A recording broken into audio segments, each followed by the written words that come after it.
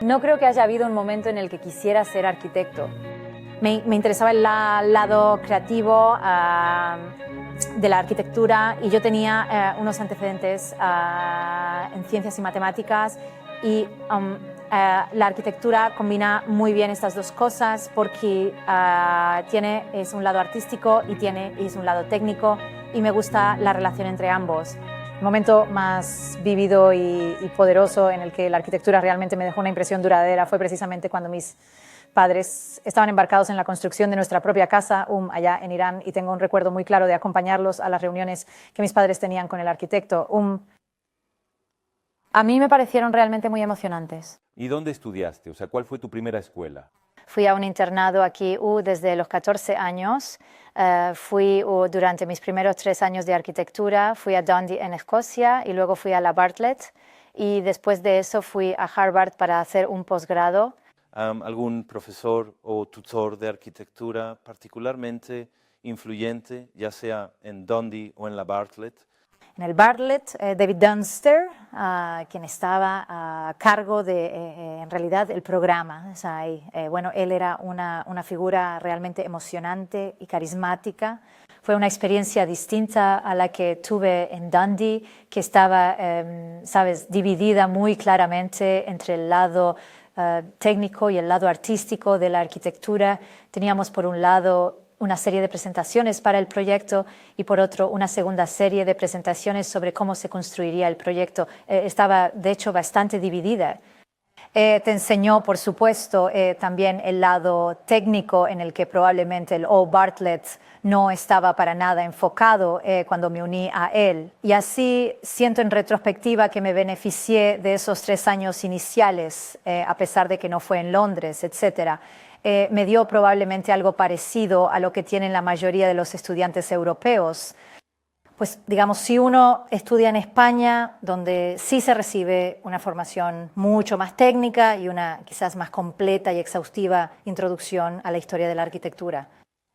Para cuando yo llegué al Bartlett no se sentía tan estructurado, pero para ese momento yo ya estaba realmente listo para ser libre, más libre de las limitaciones disciplinarias y así que disfruté mucho mis 2 años en el Bartlett. De todos modos fue bueno estar en Londres.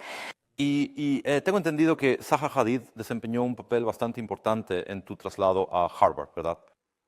Sí, de hecho yo trabajaba como becario en su despacho, pues ya sabes, todas mis vacaciones de cuando era estudiante. Y cuando estaba terminando mi último año en la Bartlett, yo, sabes, le estaba mostrando mi proyecto y ella me preguntó qué iba a hacer y por supuesto yo no veía absolutamente nada más allá de mi proyecto final en ese momento. Pero sí terminé aplicando y gracias a su recomendación y finalmente terminé yendo a Harvard. Yo tuve la oportunidad de experimentar tanto a Rafael Moneo como director del departamento como a Max Coggin, 2 grandes personajes muy abiertos de mente. Claro que sí, Rafael Moneo está sumamente interesado en la historia y en la disciplina y Max Coggin representa en cierto modo todo lo contrario. Y era una época anterior al 11 de septiembre cuando también había muchos más europeos, la demografía era bastante diferente para quienes iban a Estados Unidos en aquel entonces. Una cultura de estudiantes, la verdad, bastante rica. La verdad, fue realmente genial. Y cuando regresaste a Gran Bretaña, supongo que fue el comienzo de tu vida como arquitecto de diseño y también como alguien que enseñaba. ¿Cómo surgió eso? Pues bien, me fui a trabajar para la reconocida firma de arquitectura de Rem Koolhaas OMA después de haber terminado mis estudios en Harvard y luego comencé a impartir clases aquí junto a mi ex socio Alejandro Zaira. Y mientras la enseñanza y la práctica iban a la par, la enseñanza era un gran alimento para el pensamiento, pero también una forma de vida y de empezar a montar un despacho y bueno, así fue como empezamos. La oficina se llamaba Ministerio de Asuntos Exteriores. Y luego, supongo que para el asombro de absolutamente todos, esta diminuta oficina de unos profesores ganó un proyecto enorme en Yokohama, el proyecto del puerto de Yokohama. ¿Creíste que ibas a ganar cuando te presentaste o fue una especie de ejercicio teórico? No pensábamos que fuéramos a ganar, pero lo hicimos con la clara intención de obtener la victoria. Y considero que los proyectos que hemos desarrollado para concursos, ya sea en los días de FOA o en la actualidad, se toman el proyecto con toda la seriedad que merece, como una verdadera pieza de arquitectura que debe ser construida. Por lo tanto, nunca se hacen solo con la intención de ser impresos. Y así fue, abordando todas las problemáticas de una terminal de transbordadores, ¿sabes? Cómo activar una terminal de transbordadores que la mayor parte del tiempo está muy vacía, cómo lidiar con una estructura de gran tamaño en la ciudad, cómo utilizar el tamaño como una forma de activar o impulsar ciertos aspectos urbanos de carácter regenerativo para el desarrollo de la ciudad. Pues claro, nosotros teníamos una forma muy diferente de verlo y la verdad es que creo que hasta el día de hoy todavía me sigue asombrando que fue elegido y que fue construido. Nosotros de nuevo, después de ganarlo, trabajamos muy duro para pensarlo bien, para desarrollarlo y no mantenerlo solo como una propuesta de concurso que se hiciera realidad. Y sabes, estoy muy orgulloso de que funcione realmente bien. Y supongo que fue un verdadero shock, me parece, para el estamento arquitectónico, porque creo que por primera vez en un proyecto de gran envergadura, las ideas que ustedes estaban promoviendo y que flotaban en el ambiente de la UAA en aquel entonces, esta particular noción de los planos plegables, de repente se estaba materializando, se estaba construyendo de verdad. Ahora, creo que casi el acto físico de conseguir que ese diseño y ese proyecto se terminaran significaba que estabas trabajando bajo una presión extraordinaria allí en Yokohama, 18 horas al día. Quiero decir, esa es la historia. Fue así durante un par de años. Sí, bueno, el proyecto completo tomó 10 años desde su inicio hasta su finalización. Llevó 2 años de trabajo en el sitio de la obra. Y antes de eso requirió un año de labor bastante intensa, como 18 horas diarias para poder producir todos los planos de construcción. Pero sin duda lo volvería a hacer. Fue un trabajo muy arduo, pero definitivamente lo haría de nuevo. Y de hecho, ese tema de tener... La palabra control no es realmente la más adecuada, sino más bien tener un compromiso total y absoluto con cada uno de los detalles de la construcción. Quiero decir, casi como volver a los orígenes, a Dundee, pero no concibiendo la arquitectura como un mero ejercicio teórico, como si fuera simplemente una idea que cualquier otra persona pudiera construir de la manera que le plazca o le venga en gana. Pero bueno, te has dedicado a esto a lo largo de toda tu carrera hasta el día de hoy, a esta minuciosa atención a cómo se fabrican las cosas, cómo se ensamblan con total precisión y cuáles son exactamente los materiales. Sí, yo creo que el experimento de Yokohama hay un aspecto que va más allá hay un proyecto en sí que no es solo dentro del proyecto de una terminal de ferry, su escala, etcétera, sino la relación entre la experiencia de la arquitectura, la forma y su construcción, su ingeniería, su construcción, su materialidad. Y creo que se puede, sabes, de alguna manera se ha movido con el puesto de FOA en Yokohama y creo que en el trabajo y la investigación que hago, los libros de Function tratan mucho de eso, tratan mucho sobre, sabes, la experiencia y la construcción son intencionalmente a doble página. Por un lado, lo que se observa es una imagen que funciona como una especie de instantánea de lo que representa el otro lado, que son las diferentes capas, quizás el aspecto más práctico de la arquitectura y que están sirviendo de base o de información. Y entre estos dos elementos no se trata de que uno genere al otro, sino más bien de la interacción y el diálogo constante que existe entre ambos. Nos gustaría que nos contaras más detalles sobre los libros de Function. El primero ha sido el libro El Ornamento. Surgió tras varios años de experiencia trabajando en proyectos de venta al por menor. Y me di cuenta de que lamentablemente a los arquitectos se les estaba pidiendo cada vez más que diseñaran únicamente la estructura exterior del edificio y no su interior. Y se les indicaba que hicieran algo muy interesante y Se trata de un problema sumamente complejo y difícil. Y en el pausa y pausa me dije, bueno, que no podemos simplemente acabar convirtiéndonos en meros decoradores. ¿Cómo es esto? ¿Cómo se puede ver, o mejor dicho, cómo se articula esto como una pieza arquitectónica? Y fue entonces cuando intenté, a través de la enseñanza, contextualizarlo en una especie de revisión de las envolventes de edificios ejemplares del siglo XX, sí, del siglo XX, analizando qué había llevado a su diseño. Y curiosamente, si los observas, dado que no están informados por el núcleo o por lo que hay en su interior, sino que son meros diseños de la envoltura exterior, resultan ser extremadamente influyentes en la manera en que influyen tanto en lo que ocurre dentro como en lo que sucede fuera, pero poseen una identidad y un valor intrínsecos. Son construcciones que tienen su propio sistema y lógica interna, son en esencia un verdadero acto de arquitectura.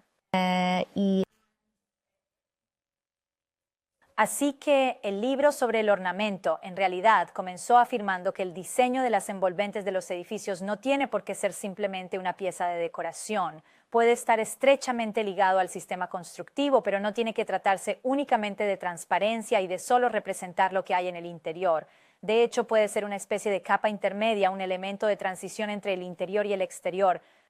Y esto pasó a formar, y la función de la forma buscaba de nuevo abordar otro problema contemporáneo, que es el problema de la división entre la forma como geometría y los proyectos arquitectónicos, que también se centran en la realidad construida, el objeto físico no hay tangible que posee una estructura definida y que tiene que soportar las fuerzas de la gravedad y las cargas impuestas, etc. Y de esta manera unió la estructura y la forma. Esas son una serie de polaridades que se han mantenido a lo largo de los años en la historia de la arquitectura, que yo sentía que ya no teníamos por qué mantener como dualidades o polaridades, que tenemos herramientas y también formas de pensar que nos permiten unirlas. Pues se fijó en el libro de formas, examinó la historia de la arquitectura remontándose hasta las catedrales góticas. Pero viendo que hay esta relación entre estructura y forma, no es que una produzca a la otra, sino que ambas se producen mutuamente y que hay una relación elástica, y de hecho los arquitectos definir esa relación tan precisa en cada situación específica. El estilo ha surgido de ambos. Quiero decir, de alguna manera, la forma, el ornamento y el estilo son tres conceptos fundamentales que históricamente la arquitectura ha empleado para abordar la experiencia estética de los edificios. Ha sido redefinido y reinterpretado una y otra vez en cada periodo por historiadores y arquitectos, y de hecho al observarlo desde una perspectiva histórica, sentí que podemos adquirir la confianza necesaria para redefinirlo una vez más, porque ha sido redefinido con el propósito de mantenerse relevante en su respectiva época. Y ese grupo de gente que estaba en la Architectural Association cuando tú enseñabas allí, Alan Balfour era el presidente, Jeff Kipnis fue muy influyente. También estaba el proyecto en Australia, el del laboratorio, que parecía surgir de este mismo tipo de conjunto de ideas sobre el análisis, sobre el plegado y la formación, y luego avanzando directamente hacia cómo se construyen estas cosas que implican una gran cantidad de matemáticas. ¿Cómo ve esa parte de su carrera? ¿Tuvo un impacto más significativo en ti de lo que tú lograste en los estudiantes? ¿O fue más bien una especie de una mezcla de ambas cosas? Parecía haber funcionado como una especie de punto de apoyo, un verdadero eje, para un periodo en el que estas ideas se movían y fluían constantemente de un lado a otro. Pienso que ambas cosas son igualmente importantes. Fue una experiencia realmente enriquecedora estar en la AA, porque nos brindó una plataforma mucho más amplia y logró despertar grandes ambiciones en las personas. Considero que eso es precisamente lo que resulta tan fantástico de impartir clases en la AA, de formar parte de este tipo de instituciones, donde las ideas tienen la oportunidad de, digamos, ellos están como que se adelantan a lo que es la realidad, y eso fue lo que nos dio. Así que al mismo tiempo Lo mismo que haber ganado en Yokohama, era muy importante saber que existía una discusión mucho más amplia, que iba más allá del proyecto del que, sabes, nosotros formábamos parte y que era de vital importancia mantenerla. Era muy importante mantenerlo. Yo creo que Alan Balfour fue fantástico y nos apoyó muchísimo. Fue muy importante para nosotros, dos profesores muy jóvenes que estábamos a punto de empezar a ejercer, tener ese apoyo. Geoff Kipnis fue muy crítico y de nuevo era muy importante formar parte de eso, digamos, de esa influencia y participar en las discusiones que estaban cultivando.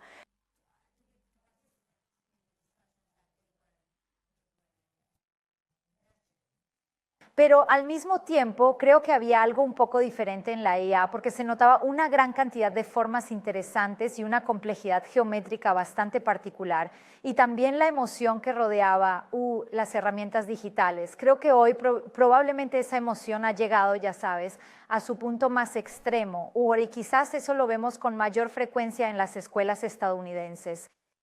Y creo que había una faceta de Yokohama que también estaba interesada en la materialización de la forma y no solo en la forma en sí. Y no tener una forma donde su realización sea un mero andamio para esa figura geométrica formal, sino que ambas se influyan y se enriquezcan mutuamente. Y creo que esa siempre ha sido la gran fortaleza de Yokohama, donde los dos son inseparables y de una manera que creo que este es todavía probablemente un proyecto inacabado. Creo que reside mucho en Yokohama, no le pertenece a Yokohama. Existen algunos proyectos verdaderamente fantásticos en los inicios del modernismo y personas como Proove, por ejemplo, o que han experimentado con estas ideas a una escala más reducida, mientras que Yokohama es sin duda un proyecto de mucha mayor envergadura. Así que, por ejemplo, podemos considerar otros proyectos donde quizás arquitectos más jóvenes han logrado ganar a gran escala. Podríamos, por ejemplo, pensar en la famosa ópera de Sydney, ¿sabes? La ópera de Sydney, aunque arquitectónicamente es fascinante, también se podría decir que es simplemente una forma, una estructura que alberga una función en su interior. ¿Sabes? Me refiero a la forma distintiva de sus velas y todo lo demás, etc. Quizás el Centro Pompidou se acerca más a esa idea en términos de nuevo, que forma parte de la misma historia de gente joven que tiene estas visiones, donde, sabes, el Pompidou es una concepción para espacios muy grandes, a gran escala y flexibles, que puedan albergar exposiciones. Y la idea de la forma y la estructura, y por lo tanto su expresión en el tipo de tejido en el que se asienta, es inseparable de lo que se supone que debe hacer. Si esa estructura no tendría sentido para una sala de conciertos. Pausa, están juntos de una forma que la ópera de Sydney no, y de una manera que muchos de los experimentos post-Yokohama no lo asumen del todo. Estoy seguro de que hay algunos muy buenos ejemplos, pero hablando en general, creo que existe ese proyecto que en realidad no tiene escala. Era una especie de arquitectura fractal y supongo el lado teórico de tu trabajo se ha manifestado en parte a través de exposiciones, como por ejemplo el famoso pabellón británico de FOA en la Bienal de Venecia, también en exposiciones en el ICA y luego, por supuesto, en diversas publicaciones. En primer lugar, un libro que trata sobre el ornamento. Y luego, en segundo término, otro que está a punto de ser publicado, enfocado en el estilo. Y en cada uno de estos casos, en cada una de estas obras, se presenta la idea de que ni el ornamento ni el estilo son un simple adorno superficial. Para que en realidad pueda ser, para que sea exitoso o para que se comprenda de manera adecuada, uno tiene que verlo como una parte intrínseca del todo. Y eso es precisamente lo que usted logra en su propio trabajo. Por otro lado, es bastante evidente que hay personas que lo tratan absolutamente como algo que debe ser aplicado y luego retirado a voluntad. ¿Tienes tú, de alguna manera, una objeción de tipo moral hacia esos arquitectos que tratan el estilo y el ornamento de esa forma tan particular? O más bien dices, bueno, que florezcan 1000 flores. No, yo creo que hay espacio para muchos enfoques diferentes de la arquitectura. Y de hecho me sentiría muy infeliz si pensara que le estoy diciendo a la gente qué hacer. Estoy más interesado en dar a la gente una forma de hacer las cosas. Y yo Yo creo que existe, dejando un poco de lado un discurso que es más, podríamos decir, de carácter disciplinar, sobre la relación que hay entre la construcción y la imagen, o la eficiencia y la expresión, etc. Yo creo que en el fondo de todo esto existe un verdadero interés en marcar una diferencia en la vida diaria de las personas. Suena muy sencillo y evidente, pero creo que nosotros, los arquitectos, a menudo podemos olvidar que en última instancia la arquitectura se trata de la vida y de marcar una diferencia. Y yo creo que es esta conexión entre la imagen o la forma y las implicaciones prácticas que son de lo que hay dentro de la forma. Se trata realmente de establecer una conexión profunda entre la imagen y la forma, y cómo todo eso se desempeña y se relaciona directamente con la vida cotidiana y las experiencias diarias de las personas. Suena como una especie de, si uno tuviera que inventar una nueva categoría para los arquitectos, lo que por supuesto a los periodistas y críticos les encanta hacer, esta es una especie de propuesta neofuncionalista, ¿no? Porque lo que estás haciendo es decir que la vieja noción de que el edificio debe ser de esa manera, porque esa es su función, y que casi se diseña solo, en primer lugar, no es posible que sea tan sencillo, pero en segundo lugar, que la arquitectura tiene funciones que van más allá de ser un simple envoltorio para la actividad de sus ocupantes, porque en primer lugar tiene una relación con la gente que mira el edificio y con la gente que puede usar el edificio de diferentes maneras. Ahora, creo que tu arquitectura intenta interactuar a un nivel bastante banal, a nivel de calle, con personas que no son usuarias ni ocupantes del edificio, pero que sin embargo se ven afectadas por él. Y tú has escrito mucho sobre, digamos, el efecto que algo tiene en alguien. Esto forma parte esencial de la historia. ¿No es cierto? Que a menos que logres comprender completamente eso, entonces no podrás alcanzar una comprensión verdaderamente apropiada de cuál es la función real de ese espacio o de ese volumen que podría llegar a tener. Y al intentar darle una definición clara a todo esto, lo que has logrado es arrojar una luz muy particular, casi de una manera, de una forma, diría yo, muy enciclopédica, sobre la miríada de aspectos de todo lo que abarca el diseño tridimensional. Yo estoy muy interesado en esta dimensión de los edificios. Creo que los arquitectos han llegado a una situación en la que trabajan con muchísimos otros expertos. Pausa. Algunas personas creen que los arquitectos han perdido completamente el control porque hay, pausa, sabes, una miríada de otros especialistas diciéndoles exactamente qué hacer.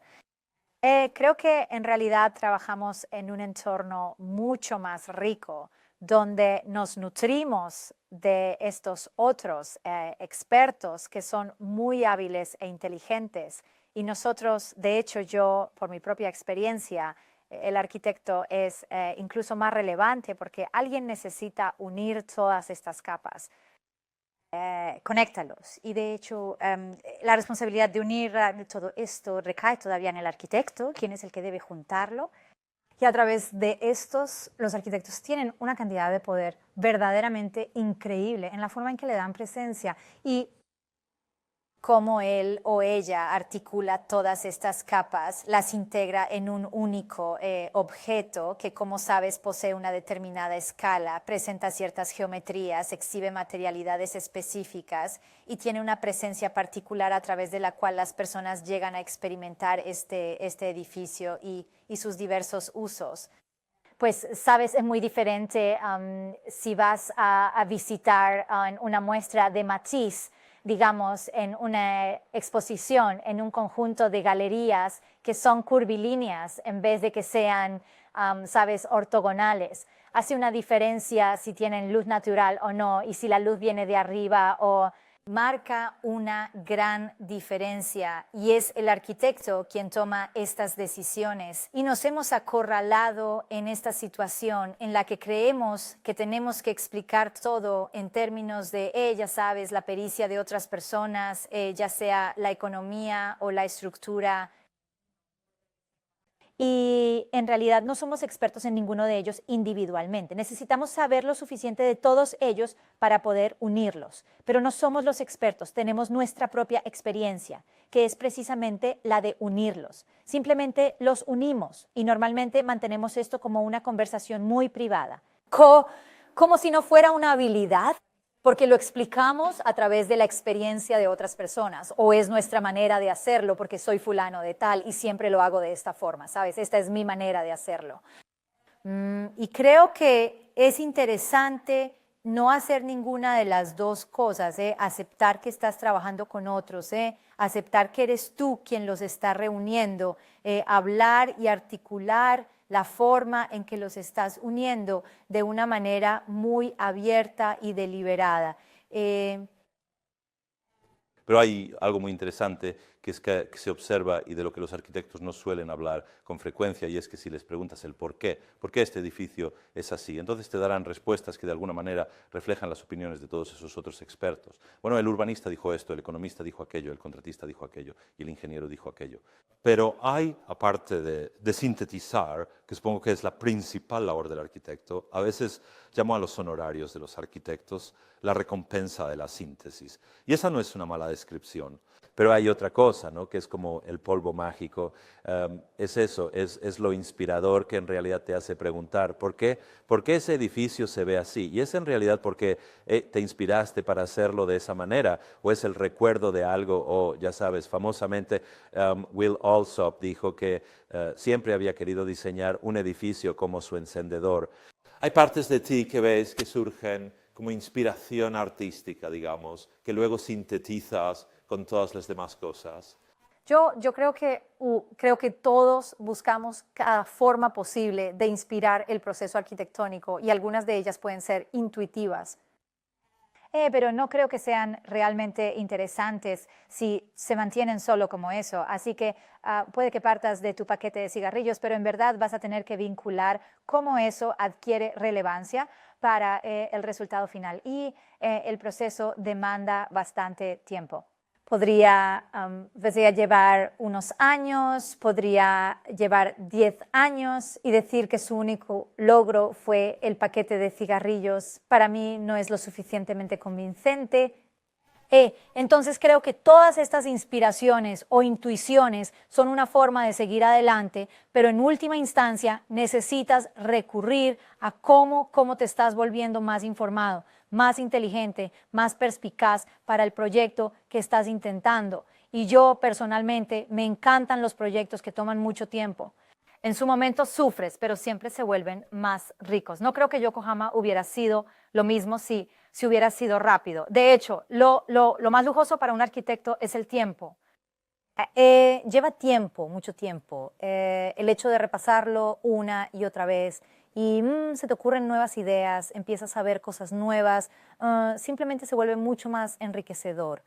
Me gustaría hacerte una pregunta, si me lo permites, sobre la escala, esa noción, esa idea de una especie de arquitectura fractal que parece extenderse, que se prolonga hacia el infinito. Pero en tu trabajo, ¿encuentras que o crees que un proyecto grande es simplemente una versión ampliada de un proyecto pequeño? ¿O hay un momento en que los proyectos realmente grandes, por su tamaño y complejidad, adquieren vida propia y no son solo una versión ampliada de algo pequeño, sino que son una cosa completamente diferente? Yo creo que un proyecto tiene diferentes escalas, entonces digamos que estuvieras diseñando un edificio de gran altura en Londres. Su silueta y su altura, por supuesto, tendrían un impacto a la escala urbana más amplia de la ciudad, pero ese edificio, si lo diseñaras únicamente pensando en su silueta, fracasaría por completo cuando te acercaras a él. Entonces, un edificio alto tiene un revestimiento, tiene una envoltura, debe funcionar aportando escala, textura y profundidad. Cuando uno se acerca puede lograr muchas cosas para que la gente se mueva a su alrededor, puede lograr muchas cosas en la forma en que se conecta con el suelo. Entonces existe, digamos, este aspecto de lo cercano y lo lejano e idealmente uno debería trabajar en ambas escalas de forma simultánea. No lo diseñarías solo a gran escala y luego esperarías que el detalle apareciera por sí solo, ni tampoco esperarías que la silueta se formara a partir del detalle, porque en realidad son dos, cosas muy, muy diferentes. Así que ya sea que estés diseñando, por ejemplo, un gran centro comercial, una casa particular o una imponente torre, tendrías que trabajar con ambos conceptos al mismo tiempo. Y un buen proyecto, la verdadera esencia, la idea central, se encuentra justo en el punto intermedio, es aquel que logra unirlos, que los integra y te proporciona ambas escalas de manera equilibrada, en lugar de que una de ellas se imponga o se convierta en la otra. Ahora, hay muchos arquitectos, especialmente aquellos arquitectos de renombre, que parecen considerar realmente los edificios comerciales y los edificios de oficinas en particular, sobre todo los edificios de oficinas especulativos, como una especie de proyectos bastante monótonos que casi no desean rebajarse a realizar. Tú, por el contrario, pareces disfrutar el desafío de los edificios de oficinas comerciales. ¿De dónde te viene eso? Me resulta muy emocionante poder contribuir allí donde se pueda hacer una aportación valiosa. Así, por ejemplo, hemos trabajado, digamos, en un museo de arte contemporáneo y fue personalmente una experiencia muy enriquecedora porque aprendí mucho más sobre el arte contemporáneo, aprendí sobre los museos y la gente que va a los museos, pero si realmente te pones a pensar en lo que nos rodea, probablemente sea en su mayoría, ya sabes, edificios de oficinas y viviendas. Ahí es donde realmente puedes contribuir como arquitecto y probablemente también en el sector minorista. Pero yo creo que lo interesante no es estar reinventando la rueda una y otra vez, sino encontrar áreas, sea cual sea la escala, para realmente marcar la diferencia. Y bueno, todos vamos a trabajar todos los días y eso importa. La oficina, el lugar donde trabajas, los espacios donde trabajamos importan aún más ahora porque trabajamos de forma remota, podemos trabajar con el ordenador y por eso hay más presión sobre el espacio para reunir a la gente. Y creo que, ¿por qué no? Sabes, yo estoy muy, muy interesado en hacer una diferencia en esa área.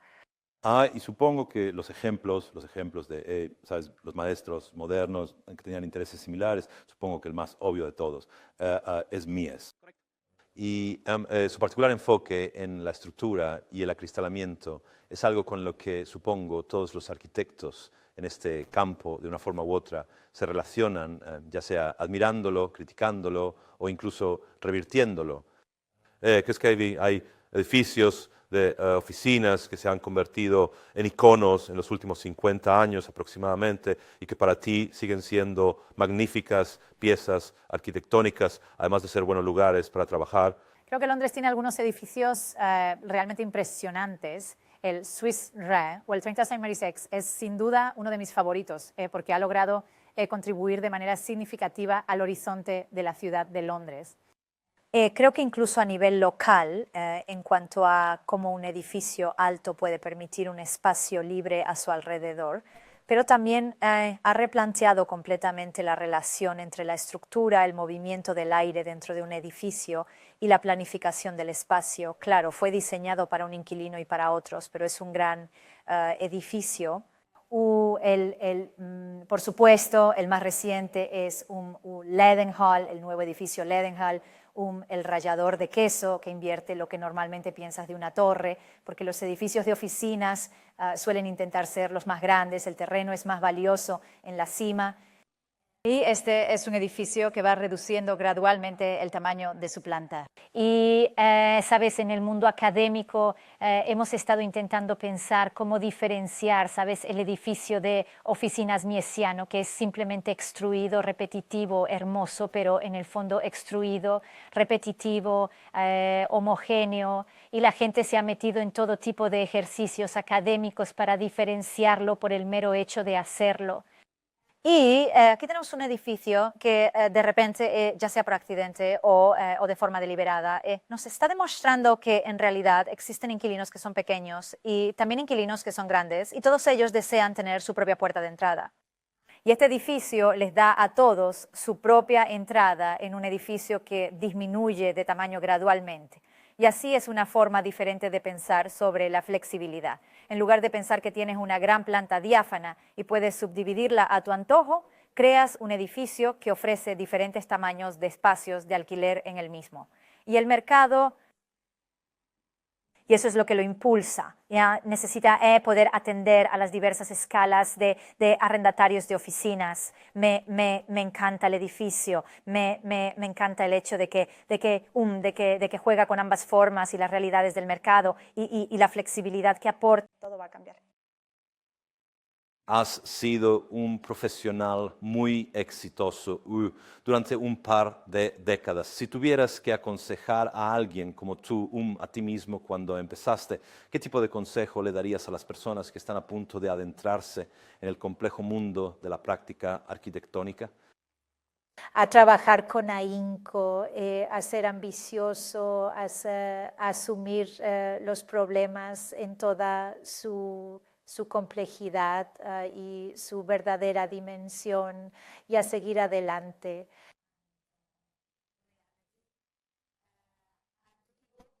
Quiero pasar a una pregunta final que es bastante amplia, que son quizás algunas reflexiones de ambos como diseñadores y profesores en más de un continente sobre hacia dónde creen que se dirige la arquitectura.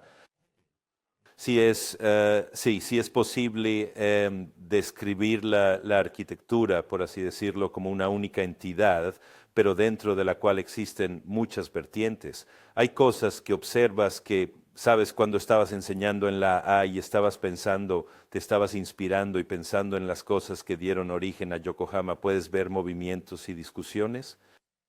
¿Crees que podrían generar diferentes arquitecturas, diferentes enfoques en los próximos años? Lo único que yo quiero decir, lo único que realmente sé es que no va a ser uno, no va a ser uno. Creo que hemos ido más allá de los ismos y de la única forma de empaquetar, digamos, la vida. Hay mucha más complejidad en los tipos de problemas y en las escalas simultáneamente, y eso requiere respuestas muy diferentes. Y creo que hemos superado el problema con la forma. Como sabes, si debería ser curvilíneo o más bien cuadrado o quizás completamente deconstruido. Creo que ya hemos superado esa discusión, esa etapa, y no es algo que nos preocupe ahora.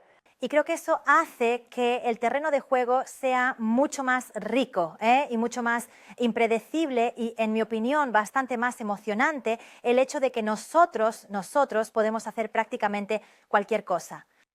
Y lo que realmente, a mi parecer, es la gran oportunidad es integrar las increíbles herramientas que poseemos para el diseño y la fabricación y construcción de edificios, junto con la diversidad de problemas que enfrentamos. Creo que lo único que puedo decir es que la arquitectura seguirá adelante, se mantendrá relevante. ¿Considera que el espacio vuelve a estar relevante en alguna manera a medida que nos volvemos más virtuales? Porque en realidad necesita cumplir ciertas funciones que el ámbito virtual no puede ofrecer. Y por lo tanto posee una gran relevancia, sí, una relevancia fundamental. No busca ser un andamio para la tecnología, como quizás lo fue en el periodo miesiano. Sabes, en ese entonces celebraba la tecnología, celebraba la industria. No podemos hacer eso porque todo se hace a esta escala. Y entonces el espacio necesita ofrecer otras cosas que la tecnología no puede. Y por lo tanto creo que hay más espacio para ello. Y necesitará justificarse por sí mismo. Y tendrá que marcar una diferencia. Y creo que así es como logrará mantenerse relevante.